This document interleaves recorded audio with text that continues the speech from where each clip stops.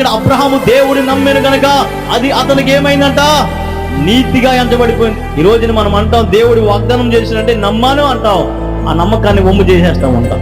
ఆ వాగ్దానం ప్రకారం కనిపెడతామంటే కనిపెడతాం.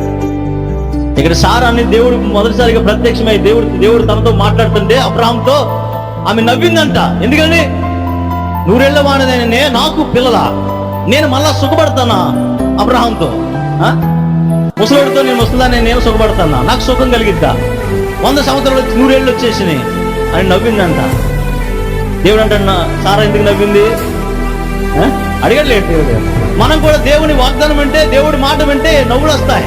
ఏళ్ళకాలం అమ్మా దేవుడికి చేస్తాడు, దేవుడిని ఆశీర్వదిస్తాడు, దేవుడిని బాగు చేస్తాడు, నీ బ్రతుకుని మారుస్తాడు, దేవుడి మాట విను నమ్ము అంటే మనం అంటాం, చెప్పవలేవయ్యా మేము ఎన్నోసార్లు విన్నా ఈ మాటలు, నువ్వు ఎన్నిసార్లు విన్నా కానీ దేవుడి మా వాగ్దానం మారుతాం.